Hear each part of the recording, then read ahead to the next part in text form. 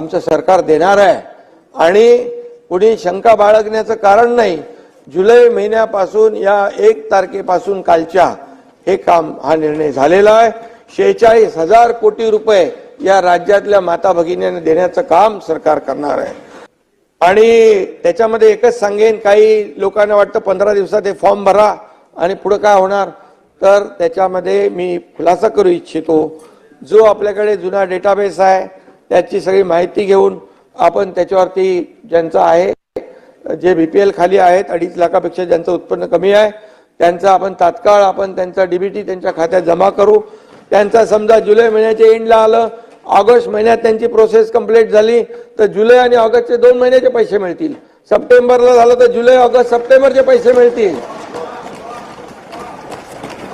याच्यात आम्ही विजयराव एक आणखी दुरुस्ती केली, 60 ऐवजी आम्ही 65 केलं, 65 वर्ष। आणि जमिनीची अट जी आहे ती पण काढून टाकली। हे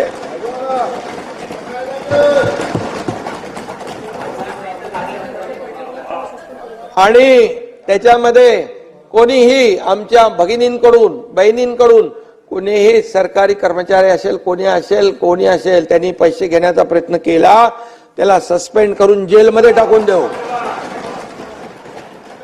त्या माझ्या माता भगिनींना मी अगदी जाहीरपणे सांगतोय, कुणालाही 1 रुपया द्यायचा नाही आणि जो मागत असेल त्याची तक्रार करा, त्याला जेलच्या आतमध्ये टाकून त्याला बाहेर येऊ देणार नाही। आता एकाला करून आलोय, माझ्या बहिणी आल्या होत्या, त्यांनी माझी ओवाळणी करून राख्या बांधल्या, त्या बहिणींना मी धन्यवाद देतो। आणि खरं म्हणजे महिलांचा सन्मान करणं ही महाराष्ट्राची संस्कृती आहे ताई, बरोबर ना। आणि त्यामुळे आम्ही जी.आर. काढला, त्याला टीका सुरू झाली, त्याच्यामध्ये हक्कभंग आणू असं म्हटलं, परंतु ते काय होत नाही। विजयराव, हक्कभंग तुमचा विरोध आहे का याला? विरोध योजनेला आहे का तसं सांगा। आणि म्हणून आणि त्यामुळे त्याच्यामध्ये काही लोक म्हणाले, अरे बहिणींचं, लाडक्या बहिणींचं, लाडक्या भावांचं काय, असं काही लोक म्हणाले। पण आम्ही तेही केलं आम्ही विजयराव, लाडक्या भावांचा देखील आम्ही निर्णय घेतला। अप्रेंटिसशिप 10 लाख मुलांना देतोय आम्ही, 10 लाख। हे ऐतिहासिक निर्णय आहे। 6,000, 8,000, 10,000 रुपये महिन्याला। आणि म्हणून त्याची अंमलबजावणी तात्काळ झाली पाहिजे, यासाठी देखील त्याची व्यवस्था आम्ही करतोय।